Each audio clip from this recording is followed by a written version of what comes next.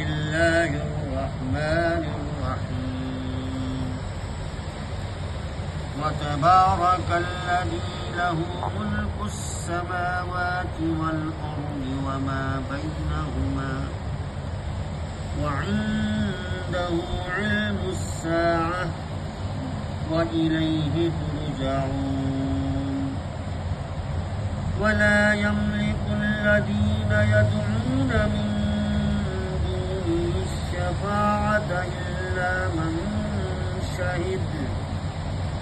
إلا من شهد بالحق وهم يعلمون ولئن سألتهم من خلقهم ليقولن الله فأنى يؤفكون ولئن سألتهم من خلقهم ليقولن الله فأنى يؤفكون وقيله يا رب إن هؤلاء قوم لا يؤمنون فاصفح عنهم وقل سلام فسوف يعلمون بہت بالا و برتر ہے وہ جس کے قبضے میں زمین اور آسمانوں اور ہر اس چیز کی بادشاہی ہے جو زمین و آسمان کے درمیان پائی جاتی ہے، اور وہی قیامت کی گھڑی کا علم رکھتا ہے، اور اسی کی طرف تم سب پلٹائے جانے والے ہو۔ اس کو چھوڑ کر یہ لوگ جنہیں پکارتے ہیں وہ کسی شفاعت کا اختیار نہیں رکھتے الا یہ کہ کوئی علم کی بنا پر حق کی شہادت دے، اور اگر تم ان سے پوچھو کہ انہیں کس نے پیدا کیا ہے تو یہ خود کہیں گے اللہ نے، پھر کہاں سے یہ دھوکہ کھا رہے ہیں؟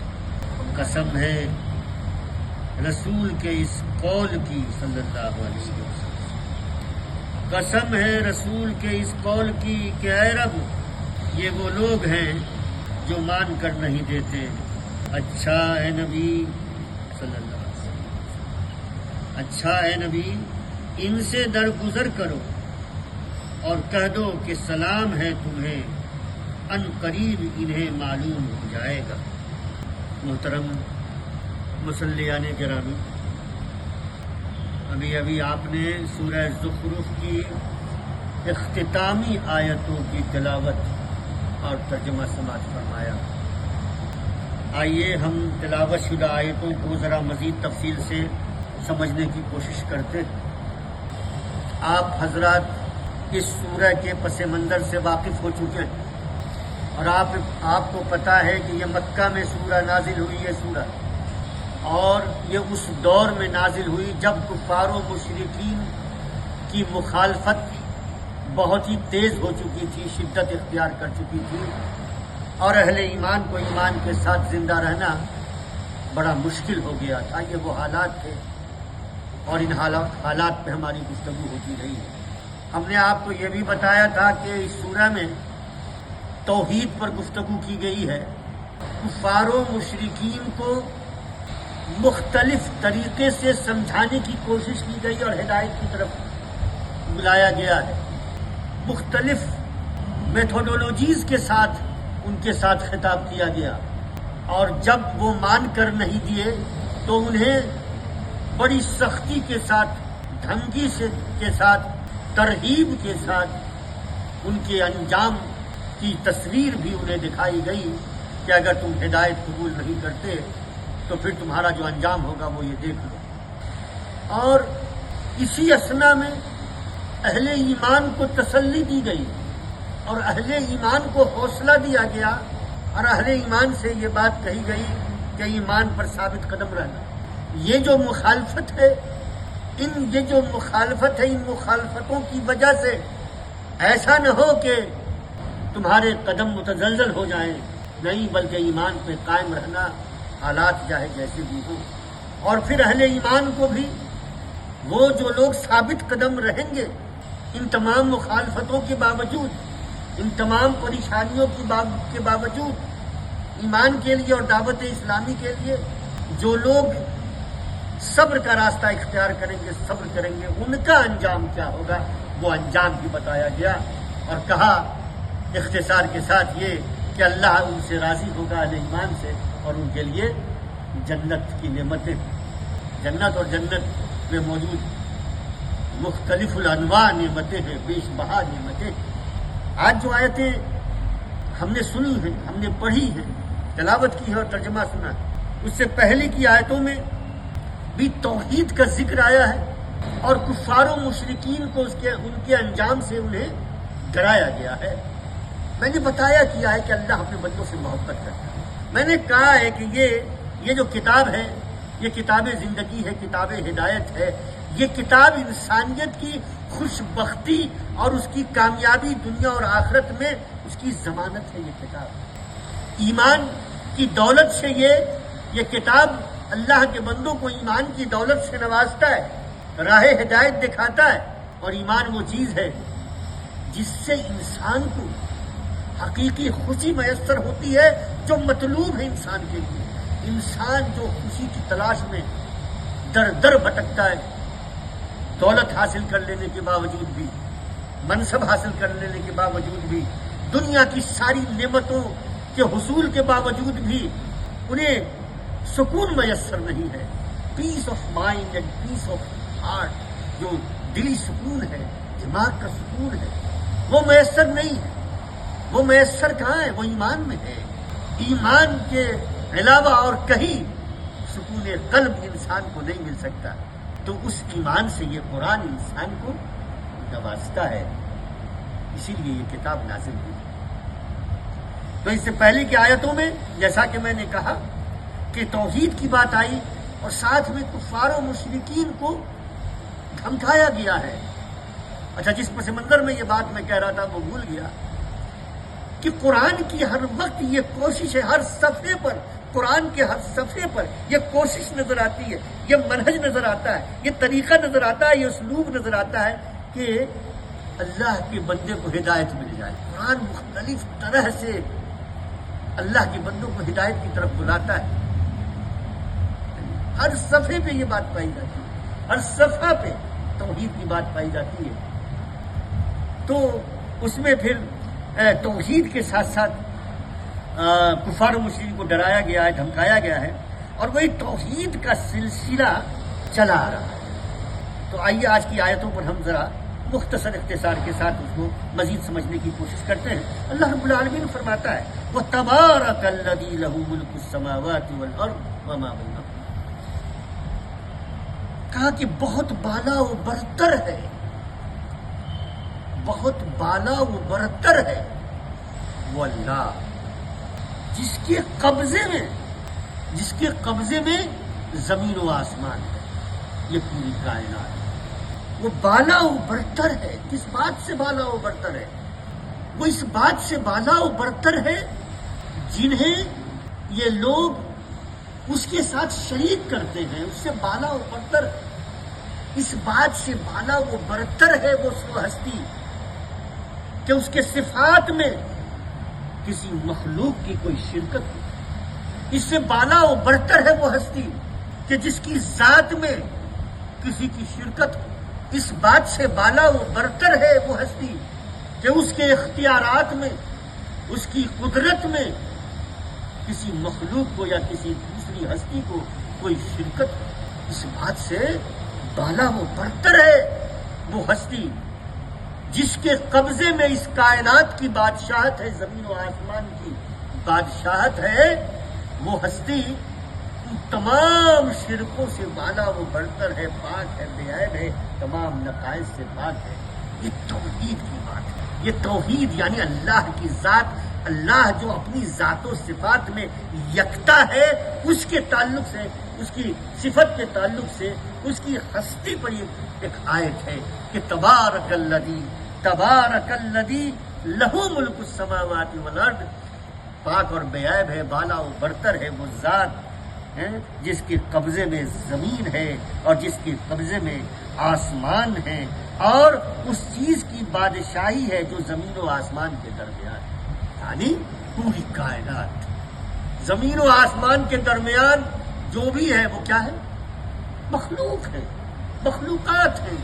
تو گویا یہ جو کائنات ہے اور زمین و آسمان کے بیچ میں جو کچھ بھی ہے وہ اسی کے قبضہ قدرت میں ہے، وہی اس کا خالق ہے اور وہی اس کا مالک۔ اس کے بعد اللہ رب العالمین فرماتا ہے وَعِندَهُ عِلْمُ السَّاعَةِ، اور وہی قیامت کی گھڑی کا علم رہتا ہے۔ دیکھیے بات بین السطور، یا مطلب بہت کلیئر، اس کے بعد جو بات کہی توحید کے بعد کیا کہی کہ قیامت آئے گی، یہ جو کائنات ہے اسی کی بادشاہت ہے، ایک دن وہ بادشاہ ہے، وہ خالق و مالک ہے، ایک دن ختم کر دیں گے، ایک دن یہ جو کاروبار ہے، یہ جو دنیا ہے، یہ جو چیزیں ہیں وہ ختم ہو جائیں گی، اسی کا نام قیامت ہے۔ روز محشر، پھر حساب و کتاب کا دن قائم کیا جائے گا، اور وہ قیامت کب آئے گی اس کا علم کسی کو بھی نہیں ہے، حتیٰ کہ نبی کریم صلی اللہ علیہ وسلم کو بھی نہیں، کسی بھی نبی کو نہیں، اس کا علم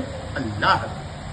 تو بتایا گیا کہ ہدایت قبول کر لو، قرآن تمہیں جو اللہ کا راستہ دکھا رہا ہے اس راستے پر آ جاؤ، ایمان کی دولت سے قرآن تمہیں نوازنا چاہتا ہے، اس دولت کو اپنا لو اور خوش بختی اختیار کر لو، کیونکہ قیامت آئے گی، اور کب آئے گی اس کا علم صرف اللہ کو ہے، کوئی اور نہیں جانتا۔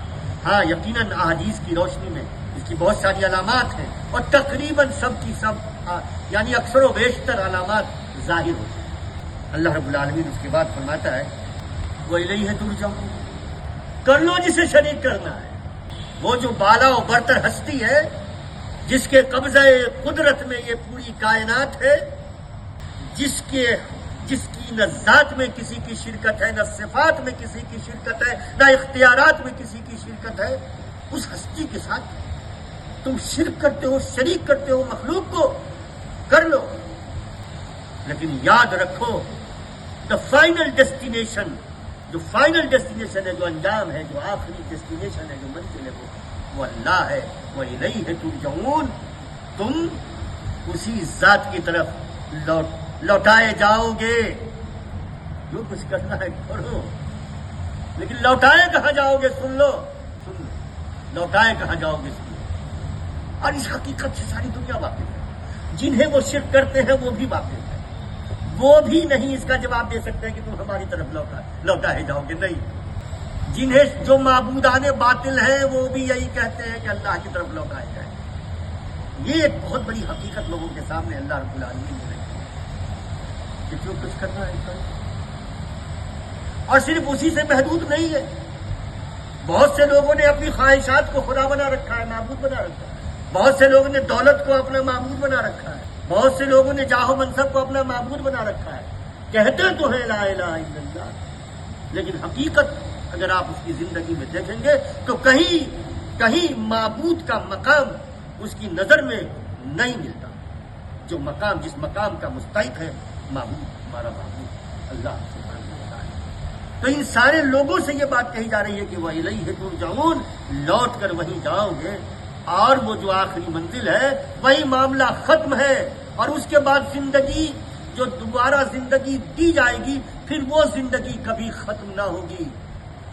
آخرت میں، قیامت میں جب لوگوں کو زندہ کیا جائے گا، جو زندہ ہے وہ مردہ کیے جائیں گے، اور پھر جب اٹھائے جائیں گے تو جو پوری روز آخری میں سے لے کر کے آج تک قیامت تک جتنے بھی انسان ہوں گے سب اٹھا لیے جائیں گے، اس کے بعد پھر موت نہیں ہے، اس کے بعد پھر موت نہیں ہے، بس وہ لوگ جنہیں اللہ کی رضا مل جائے گی وہ جنت کے مستحق ہو جائیں گے، اللہ رب العالمین اپنا فضل فرمائے گا اور انہیں جنت نصیب عطا کرے گا، اور جو دوسرے لوگ ہوں گے وہ آگ کے ایندھن بنے۔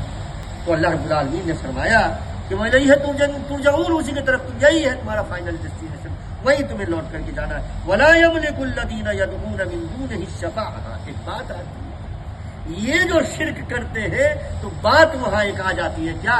شفاعت کی۔ یہ جو بزرگان ہیں جنہیں ہم شریک کرتے ہیں، جو لوگ شریک کرتے ہیں، ان کا جاہ و منصب ہے، ان کا مقام ہے اللہ کے ہاں، یہ ہماری شفاعت کر دیں گے، ان کی بات رہے، کی طرف ذکر ہے وہ بات آ رہی ہے. دیکھیے کہ ولا یملک، اللہ رب العالمین فرماتا ہے ولا یملک الذین یدعون من دونہ الشفاعۃ الا من شہد بالحق وهم یعلمون.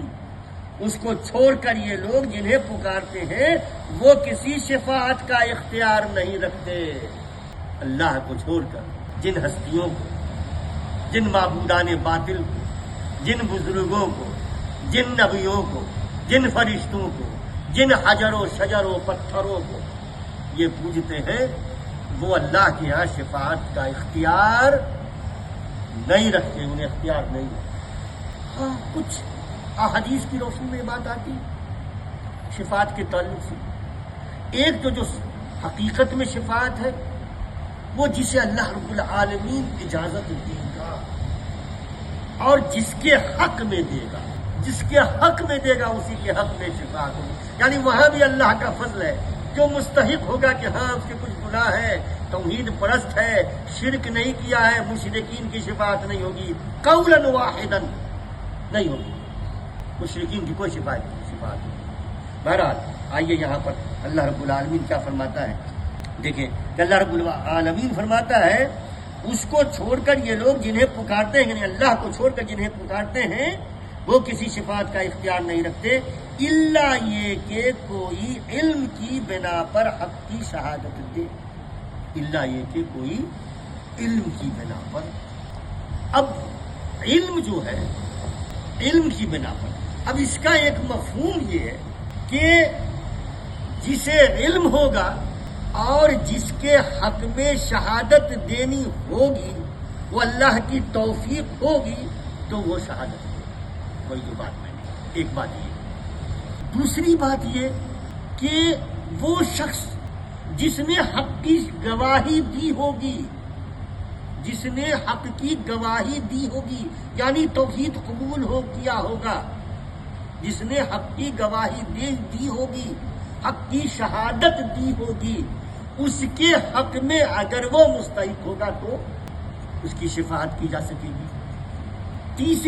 تیسرا ایک قاعدہ اس سے نکلتا ہے وہ یہ گواہی کے تعلق سے کہ اگر گواہی دینی ہے کسی بھی معاملے میں، دنیاوی معاملات میں، تو علم کی بنیاد پر اگر گواہی دی جائے گی تو وہ گواہی قبول ہوگی ورنہ نہیں ہوگی. جہالت کی بنیاد پر، عدم علم کی علم نہیں ہے تو اس کی بنیاد پر ہم نہیں جانتے اور پھر بھی گواہی دیتے ہیں، وہ گواہی قابل قبول. تو یہ ہے شفاعت کا معاملہ. دیکھیے اللہ رب العالمین اس کے بعد فرماتا ہے وَلَئِن سَأَلْتَهُم مَّنْ خَلَقَهُم، اور اگر ان سے تم پوچھو گے اے نبی، اگر تم ان سے پوچھو، یہ کفار و مشرکین جو ایمان لا کر کے نہیں دیتے، اتنی بڑی بات کہی، اتنا بڑا قاعدہ ہے یہ. اور قرآن کا یہ جو منہج ہے اس کو کہتے ہیں منہج الاستدلال العقلی. منہج الاستدلال العقلی یعنی عقل سے استدلال کرنا. یہ دا میتھوڈولوجی آف ریشنل میتھوڈولوجی. دیکھیے اللہ رب العالمین کیا فرماتا ہے وَلَئِن سَأَلْتَهُمْ، ان سے اگر پوچھو گے من خلقهم، ان کو کس نے پیدا کیا، انہیں کو کس نے پیدا کیا، ان سے پوچھو گے لَيَقُولَنَّ اللَّهُ، تو یہ کہیں گے ہم کو اللہ نے پیدا کیا. ان سے اگر تم پوچھو گے کہ جنہیں تم شریک کرتے ہو اللہ کے ساتھ، جو معبودان ہیں تمہارے، انہیں کس نے پیدا کیا، تو یہ کہیں گے اللہ نے. لاجک اس لاجک کی حقیقت یہ ہے کہ جو آپ کا مخالف ہے وہ جو بات کہہ رہا ہے اسی کی بات میں اس کے خلاف دلیل ہے، اور یہ وہ دلیل ہوتی ہے کہ جس کا جواب پھر آپ کا جو مخالف ہے وہ نہیں دے پاتا، کیونکہ اس کی اپنی ہی بات ہوتی ہے اور اسی کی بات سے جو ہے جو بات آپ کہنا چاہتے ہیں وہ ثابت ہو رہی ہوتی ہے. پھر اس کو کہتے ہیں مفہم، یعنی وہ بالکل خاموش کر دینے والا جواب. اب اللہ رب العالمین قرآن کہتا ہے، قرآن کا یہ منہج دیکھیے کہتا ہے ریشنل منہج ہے. کیا ان سے پوچھو گے کہ ان کو پیدا کس نے کیا، تو یہ کہیں گے اللہ نے. ان سے پوچھو گے کہ ان کے معبودان کو جنہیں یہ پوچھتے ہیں اللہ کے ساتھ شریک کرتے ہیں انہیں کس نے پیدا کیا؟ تو یہ کہیں گے کہ اللہ نے۔ فَأَنَّىٰ تُؤْفَكُونَ، پھر کس بات نے ان کو دھوکے میں ڈال رکھا ہے؟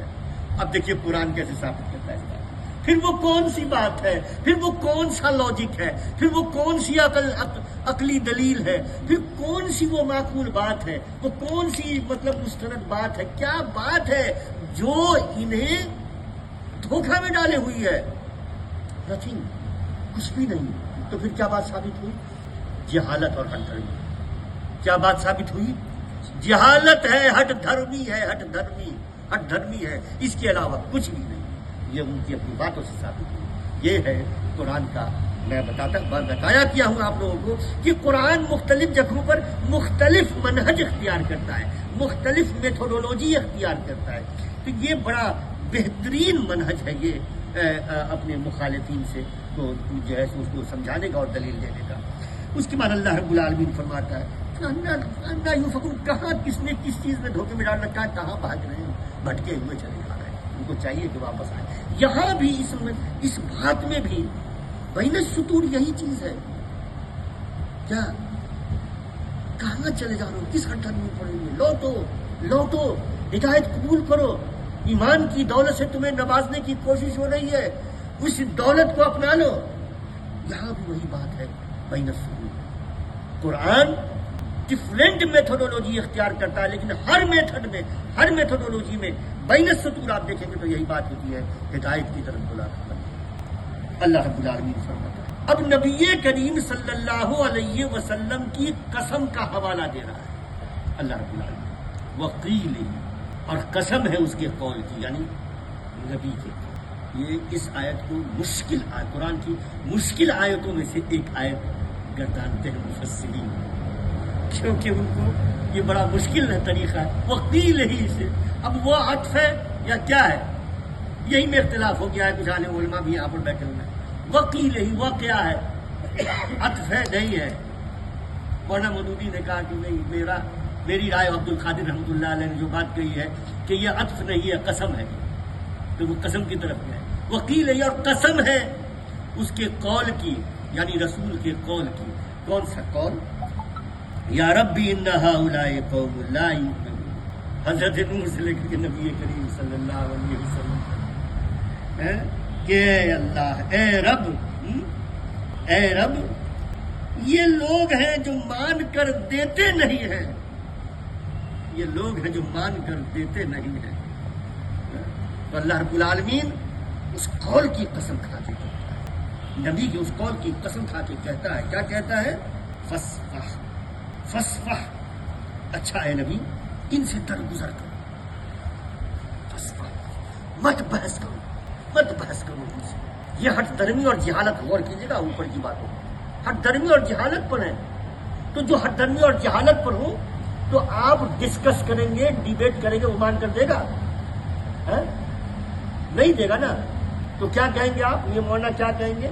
الہرا کے پریزیڈنٹ کیا کہیں گے؟ بھیا السلام علیکم، وعلیکم السلام، جا رہے ہیں۔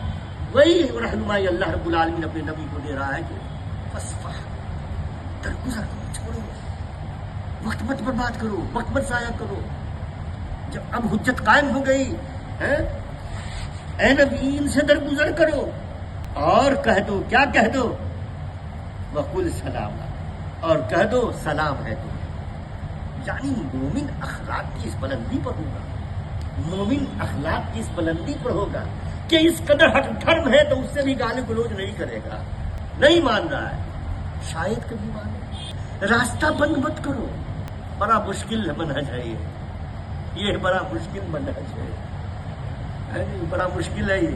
لیکن بہرحال جو مومن ہے، جو دائی ہے، اس دائی کو جو ربانی ہدایت ملی ہوئی ہے، وہ ربانی ہدایت یہی ہے کہ اگر وہ ہٹ درم ہو، گالم گلوچ پر اتر جائے، بات کو نہیں مانے، فصفح، درگزر کرو، چھوڑ دو، سلام کہو اور وہاں سے دور ہو جاؤ، چلے جاؤ۔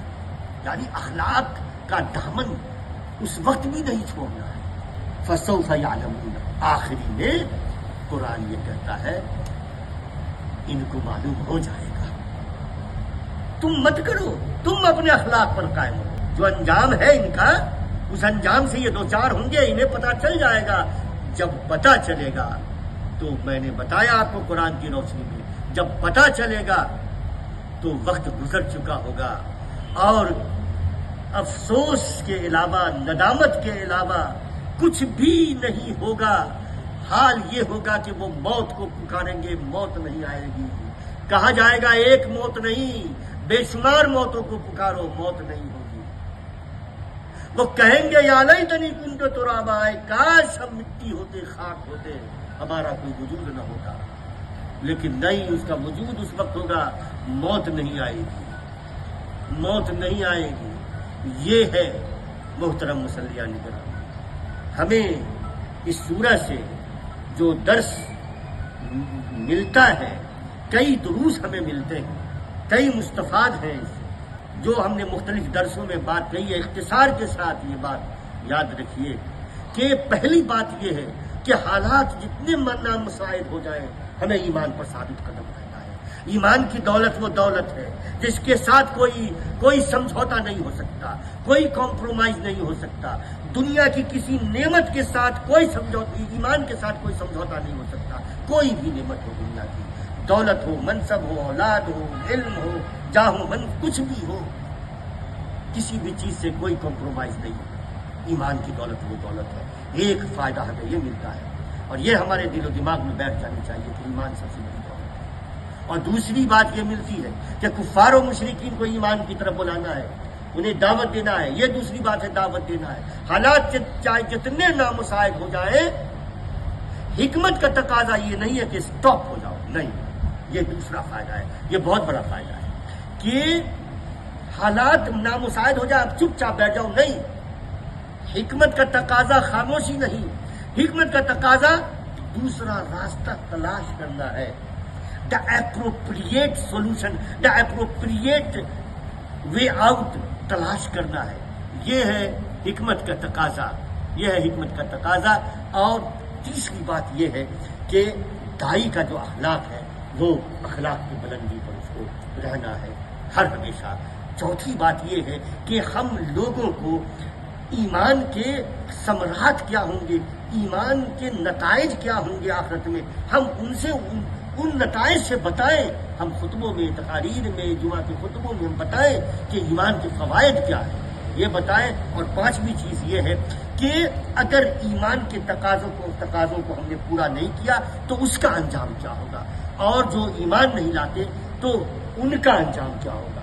یہ 5 باتیں ہیں، بہت سے دروس ہیں، ہم کہتے رہے ہیں اور ہم اس کا ذکر ہوتا رہا ہے دروس میں۔ یہ 4-5 باتیں تھیں خلاصہ کے طور پہ اس سورہ سے جو ہمیں جو فائدے ملتے ہیں۔ اللہ رب العالمین سے دعا ہے کہ اللہ رب العالمین ہمارے دلوں میں قرآن کی محبت اتار دے، ہمیں قرآن کو سمجھ کر پڑھنے کی توفیق عطا فرمائے، ہمیں یہ توفیق عطا فرمائے کہ ہم قرآن کے میسج کو اللہ کے بندوں تک پہنچائیں۔ اس کی توفیق اللہ ہمیں دے، ہمیں جب تک زندہ رکھے ایمان و اسلام پر زندہ رکھے، جب تک زندہ رکھے کار دعوت کی توفیق کے ساتھ زندہ رکھے، اور جب اس دنیا سے اٹھائے تو ایمان و اسلام کی حالت پر اٹھائے، اور جو آخری بات زبان سے ادا ہو اس دنیا سے ہمیشہ کے لیے رخصت ہوتے ہوئے اللہ توفیق دے کہ وہ لا الہ الا اللہ محمد رسول اللہ ہو۔